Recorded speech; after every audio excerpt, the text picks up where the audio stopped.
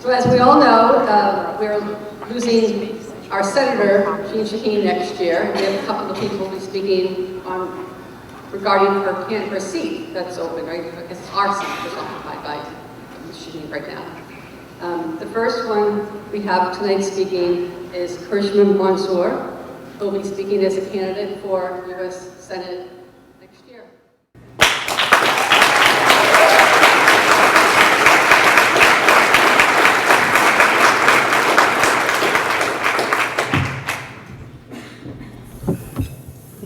Thank you. So, good evening. Thank you to the chair. Is that you, Ro? So I'll start again. Thank you, Ro. Good evening. Thank you to the chair and the executive committee for organizing this event and allowing me to speak with you tonight. Let me briefly introduce myself. My name is Karishma Manzur. I'm a scientist, a peace advocate, an environmentalist, and a nonprofit leader. I currently serve on the boards of Ranked Choice Voting and Open Democracy. And I've previously served on the board of New Hampshire Peace Action. Just like our two U.S. senators, I was not born in New Hampshire. I wasn't even born in the United States. My journey has taken me across the world, through struggles many would call impossible. I chose this country, I chose the state. Some will admire that, and others will question it. To all I say, I am New Hampshire through and through. You can clap. I stand, oh, did I turn this off? I stand before you tonight as a proud American, as a Granite Stater, as a patriot, and as a candidate for the United States Senate. I'm not here to give you empty slogans or play it safe. I'm here to speak the truth. Because the stakes are too high and the hour is too late. In 2016, Donald Trump stunned the world, and in 2024, he returned, this time as the figurehead of an authoritarian movement. Let's be clear, Trumpism, the MAGA movement, and fascism didn't rise despite the Republicans and the Democratic political establishment. It rose because of it.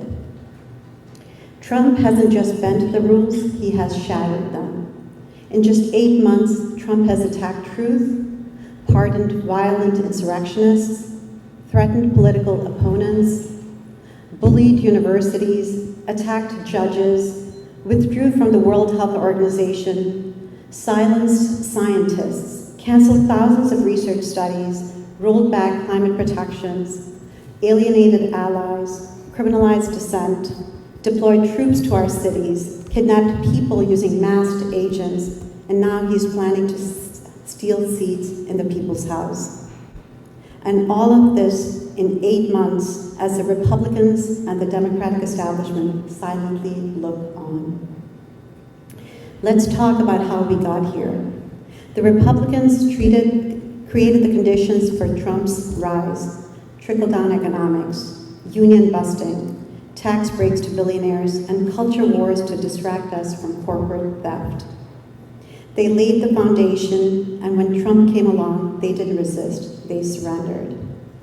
But the Democratic establishment bears deep responsibility too. They offered corporate-friendly politics with a friendlier face. They told working people to wait. They told young people to be patient.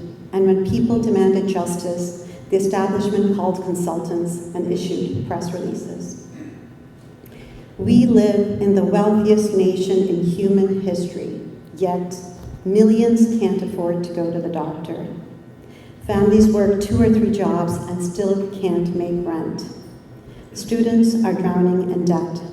And while our schools crumble and our communities suffer, we send billions in weapons to fuel wars abroad. In 2016, the Democratic establishment ignored the economic pain and lost. And in 2024, they ignored the moral pain and lost again. We saw it with Gaza. When students, human rights advocates, and labor unions stood up against the US-backed atrocities, the Democratic establishment didn't listen. They supported war crimes by a foreign government, smeared protesters at home, criminalized speech, and turned their backs to their own base. This wasn't just a policy failure, it was a moral failure. And what the Democratic establishment enabled, Trump is hell-bent on finishing. The annihilation of what remains of the 2.1 million Palestinians in Gaza. The Democratic establishment, the Republicans, and Trump are perpetrating the greatest crime of the 21st century. This is the ground from which fascism is growing, from despair, betrayal, and hopelessness. We cannot defeat that kind of extremism with half measures, photo ops, and press releases. We have to fight it with bold, honest leadership. And that's why I'm running for the United States Senate.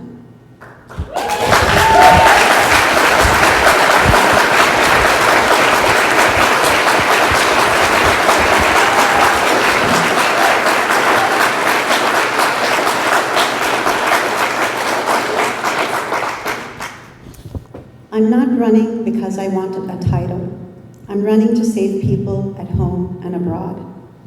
I'm running because New Hampshire and this country deserves a senator who will fight for the people, not donors, not lobbyists, not party leaders.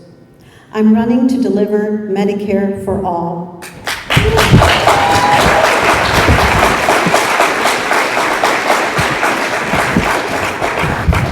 A living wage, strong unions, climate justice, reproductive freedom, trans rights, an end to endless wars, and a real democracy where primaries are fair, open, and decided by the people and not by insiders in back rooms.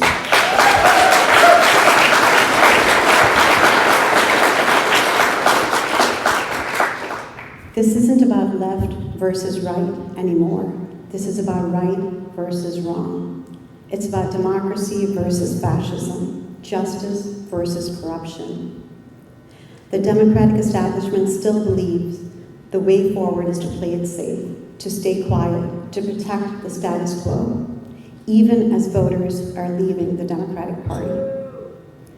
To the political establishment, I say, step aside.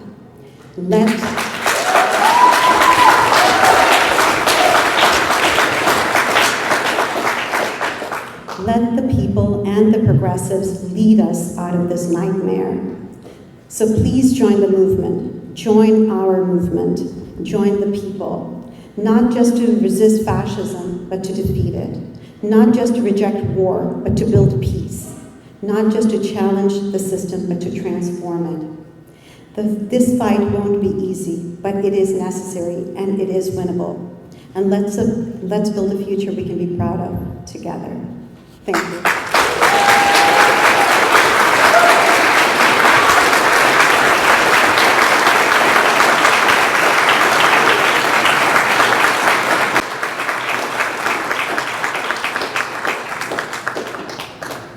Our next guest has also been a frequent visitor to Cheshire County, our new second CD, Congresswoman Maggie Berlinder.